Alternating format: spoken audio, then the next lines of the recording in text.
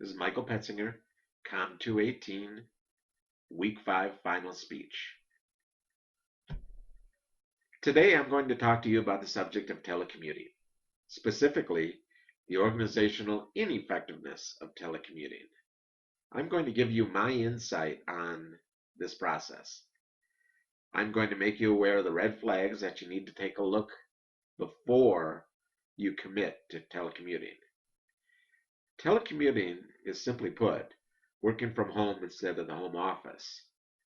However, first, I want to give you a little background on my experience with telecommuting. My first telecommuting experience was with the company I'd worked with for 15 years. I worked for 15 years. I had a perfect work record. We were a PCB software design company, and I was a consultant for PCB design services. Now, the reason that we opened a remote office was that sales wanted a presence out on the West Coast, and we were actually flying from Huntsville, Alabama to the West Coast, which is rather expensive. So sales wanted a presence out in the West Coast, and I volunteered. Now, the company was experiencing sales difficulties, and for the first 6 months it was fine. But one of the issues that we had is that we had a new manager and that the company did experience some sales difficulties. And so, to make a long story short, I was laid off. So, my first experience with telecommuting really wasn't all that good. My second job, which I got after this one, I was I was working as a consultant for a startup company. Now, one of the managers that worked for my previous company hired me. But this company was very unorganized. They only had one large contract, and the software service that they provided was very sketchy at best. It was a good idea, but it wasn't very well developed. And the company that had the contract was very demanding. So there wasn't a lot of local work at all. It was just this one remote large contract. They hadn't made any other sales, which was a big red flag. So there was really, literally, almost no work to do. Now, the third and final effort at telecommuting was with a competitor of my first company. And I was hired on as a consultant. Now, I had no experience with this software, whereas in the first company, I had loads of experience with the software. I knew everybody. With this company, I didn't know everybody. And much to my surprise, after I was hired, I found out that there wasn't a lot of work. And there just was made up stuff. Now, let me also preface this by saying that these three jobs were about 15 years ago, and that I know that the landscape of telecommuting has changed, that there's more face-to-face conversation. They've really improved the group communicating. If you remember 15 years ago, most of the communications was done by conference calls and emails. And there's just hard to get a lot of traction. Well, in this third company, it also came to find out that the new manager was pretty much less than honest. He was able to sell the fact that he needed to hire more people, but he had no work. And so that was an issue. So that was also a company that I got laid off from. And so, of my first three telecommuting jobs that I did, two of the three I was laid off, and the third was so inept that I had to quit and find another job. So now let's take a look at what I think the problems were. And we touched upon it a little bit in the earlier part of my discussion. First, there were no consulting contracts local. There was not even any companies local that were using the software. I was based out of Phoenix, Arizona. So all three of the home offices were also on the other side of the country. So there was a tremendous time difference just naturally. And all three of the managers were basically new managers who had absolutely no clue how to deal with a remote employee. And as a matter of fact, they really didn't know me on a personal level. So even in my first company that I was there for 15 years, the new manager just didn't know me because she was new. So that is one of the red flags that you need to take issue with. Also, I come to find that basically in my situation, I seem to be what I like to call out on an island. In other words, I was out there by myself. So, what's an easy target to get rid of?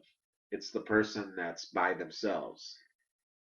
So, you don't have to see them face to face. You just lop it off, and there's no real issues. You don't have to deal with face to face letting go of people, basically. So I found that as a red flag. Now, if I take a look at what I saw as the issue, I think number one is the relationship with the managers. Even if it's a new manager, it seems that you have to reapprove yourself with that new manager. So if you have a shaky relationship with the managers in the first place, you're going to have a shaky time of telecommuting because you're always going to be basically behind the eight ball. The second issue, at least in my industry, is that you had to have a lot of relationships with the software developers, with marketing, those types of people. So your relationship with coworkers was really put to the test. Now, that wasn't an excuse in the first company because I knew everybody. I worked there 15 years. I worked in the home office for 8 years. So I knew everybody. That wasn't an issue at all. But I did come to find that as you're out of sight, you're out of mind. So people are less likely to take phone calls and less likely to be forthcoming with information just because you're not next to them day to day. Now, in my second two cases, I knew those people. I did not know them at all.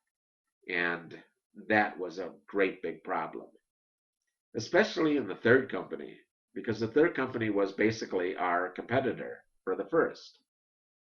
And since I didn't even know the software, I didn't even know who to talk to or why. I didn't even have training on the software. So that's an issue. I think you need to be able to insert yourself back in. Also, as we touched slightly, the need for information. I needed to know what was going on, and that's hard to do over the phone, especially when you're catching someone, maybe they're just coming in and you're tired because you're on a different time difference, or maybe they're going home. It's just hard to get good quality information. Also, as I've read up on this topic, it seems that in office employees seem to have a better career progression. Now, that wasn't entirely critical to me because all my compensation was based on consultative sales. Now, what I'd like to leave you with is I'd like you to take a look at what to watch out for before you commit to telecommuting. I think number one, you have to, in all three cases, I was an easy target. I was out on a limb. This was a new idea. There wasn't much experience with it. And like I said, out of sight, out of mind. Uh, I think that you also need to have more home office time in order to start to establish relationships. You also have to work very hard when you are dealing with your managers to make sure that you have a good relationship and not consider yourself to be one of the boys. I think you have to go overboard in order to really make a good impression with your manager. So, in conclusion, It's obvious that telecommuting does have advantages to the employee and the employer. I wanted to present a point of view on what to watch out for before you commit to telecommuting. My industry is specific. The technology 15 years ago, the health of the companies, the new managers, all led to my experience, which was less than successful. My action step is for the potential telecommunicator to analyze that position, look for the warning signs, make an informed decision. This will allow you the opportunity to do what's best for you because being out on that island can be a very slippery slope. I hope that you found this informative. Thank you.